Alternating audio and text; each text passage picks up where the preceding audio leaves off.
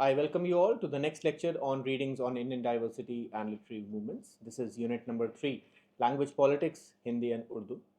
And in this unit, we have completed Amrit Rai's essay. And now we'll go on to the short ghazal in our syllabus by the famous medieval poet Amir Khusro. Ghazals are, as we know, it's one of the most popular and most loved forms of poetry. They contain, several couplets. They are usually written in couplets, and they are famous for their deep and dense meanings and their dense thought. Originating originally in, the Arab countries, the ghazal actually came to the Indian subcontinent with the Sufi and the Bhakti poets, and with the Sufi poets, and it took its own shape, right? And it contains themes such as love, such as politics, such as philosophy, pain, happiness. It can be anything. But this ghazal by Amir Khusro is unique. It is a ghazal with a difference, I would say, because it's not written in just one language. It uses both Persian as well as Braj Bhasha. The Hindi lines written in Braj Bhasha are almost the same. It has almost the same amount of what you can call metrical clarity as that of the Persian lines. And the two languages, they appear seamless. They sound very beautiful as well, right? They appear very seamless. It doesn't appear absurd at all. So this is the strength of Amir Khusro as a ghazal writer, right? So we will read the ghazal slowly and we'll discuss the issue of the two languages in the ghazal. So these two will be the major topics that I'll be covering today, right? So firstly, we'll read the poem. We'll read it slowly to understand it fully because it's a multi-dimensional poem. It's a very dense ghazal. It is full of expression of love, nostalgia, longing, longing for the beloved. So the tone of the poem is evidently of love. But this love is of a mystical nature. We'll see as the poem progresses. It's a mystical love, it's a metaphysical love, which is outside the physical space, over and above the physical space that we live in. However, the subject matter of these ghazals is love. In this particular ghazal, it is love. Amir Khusro talks about his love for his friend Hasan Sanjari, right? So now let's go forward. I have just tried to summarize and give a basic introduction to this. Let us now read the poem stanza by stanza, and here we go. So the very first stanza says, "Forget me not, the sorrowful. Talk to me with your eyes, dear heart. I cannot bear the sorrow of parting. Keep me well within your heart." So the very first stanza talks about the poet longing for someone whom he loves deeply, and he asks his beloved not to forget him, right? There are also references to the eyes, and the symbol of the eyes is important. It again, throughout the five stanzas of this ghazal, we'll find this symbol coming up again and again, right? So here he's just saying that he's upset, he's sad, and the first stanza talks about the poet longing for his beloved. Look at the second stanza that Amir Khusro says. He writes, "Long as stresses the night of parting, the day of love is short as life. If I see not my love, O friend, how can I spend dark nights of grief?" Very beautiful stanza. He says that the nights are as long as the hair of his beloved, and the days are as short as life itself. So, therefore, the poet is saying that when he's in love, the nights become extremely long and never ending. However, the days become extremely short, just like this life, we are living a very short life. So, this life is short, and the poet wants to spend it with his beloved. And he says that when the lovers are parted, the night becomes very long and the days become very short. So, basically, this stanza means that in love, days pass very quickly and are very short, and the days are spent in anticipation of the beloved. However, on the other hand, the nights are extremely long because the poet longs to be with his beloved, but she is not there. And therefore, this is some sort of a philosophical dimension that the poet brings. And he says that the day of love is short as life, just like life, the days are very short, right? So he wants to see his friend whom he loves deeply. So indeed, a very passionate and a very philosophical way of expression. Now let us look at the third stanza. Let's go forward. And once again, the reference to the eyes. He says, "Two magic eyes with 100 charms have put my sad heart's rest to flight. Now who would care to go and tell dear love of my sad and lonely plight?" So once again, the reference to two eyes having 100 charms. The reference to the eyes. Why am I referring to the eyes again and again? This is because the name Ghazal itself comes from the word Ghazala, which means the eyes of a deer. A gazelle. A gazelle is also a deer, right? It's also a similar animal of the same family as that of a deer. So Amir Khusro mentions the beauties of the eyes repeatedly. This is a reference to the eyes, right? Even the name Ghazal itself has come from the deer gazelle, right?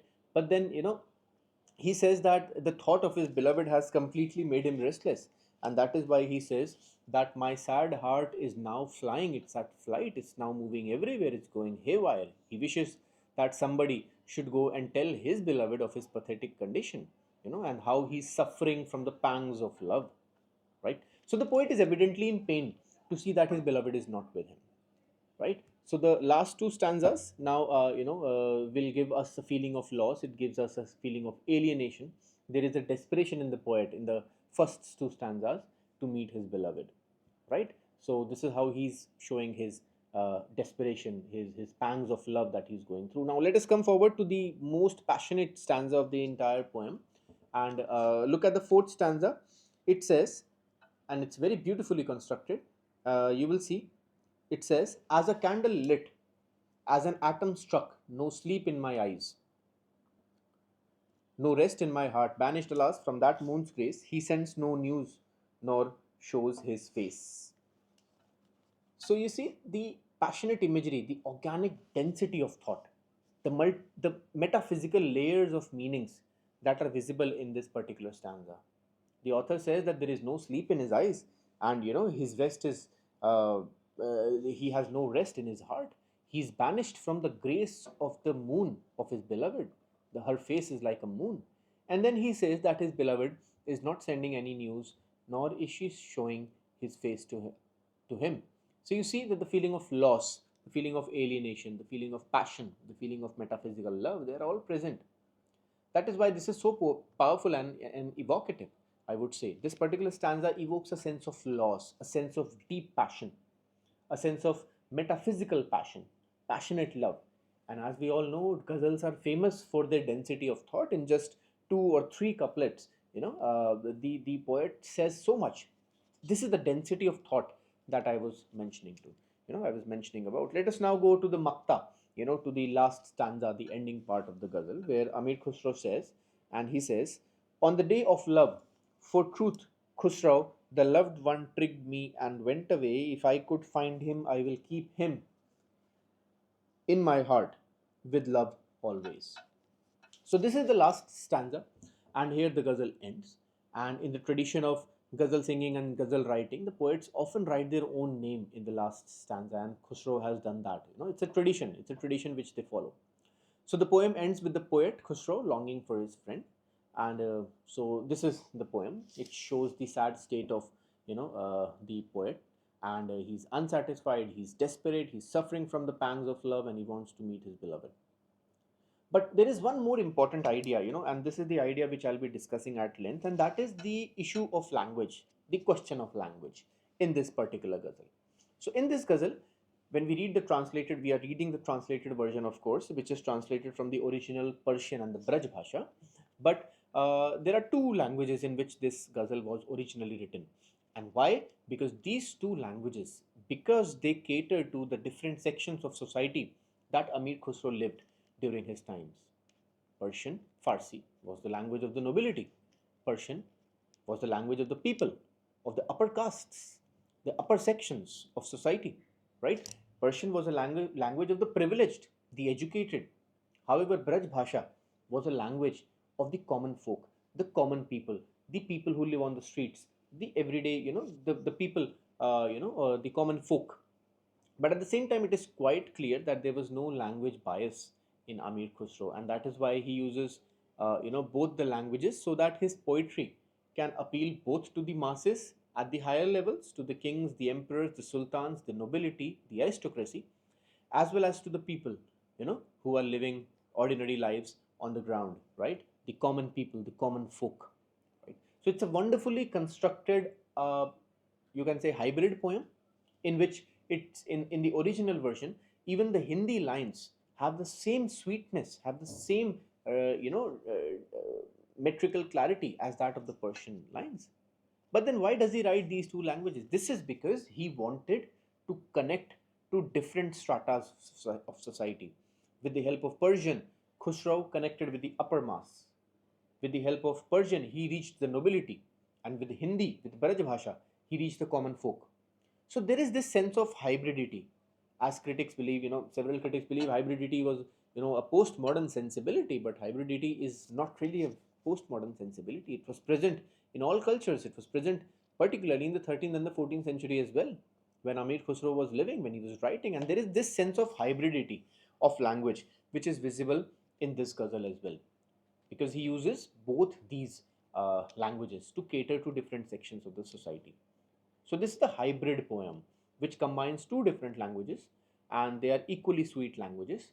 And this poem is a wonderful example of hybrid Hindavi and Farsi, right? This is the language question that is present in this particular poem.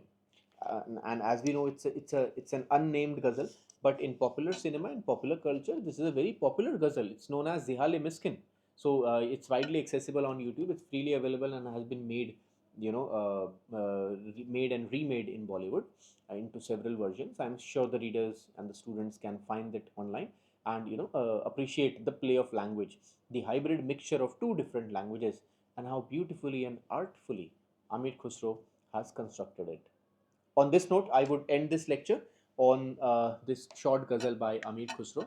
And as I mentioned, there are elements of metaphysical love, there are elements of passionate love, there are elements of deep longing, pangs of love, helplessness of love, desperation of being united with the beloved, and the pain of being separated from the beloved that Amir Khusro, has expressed through this beautiful ghazal. So, I thank you all for being with me in this lecture, and I will see you very soon on the remaining parts of the GE readings on Indian diversity and literary movements. Please share your comments and let us engage in healthy discussions so that we can learn more from each other. And thank you so much for your attention. I'll see you soon. Goodbye. Jai Hind.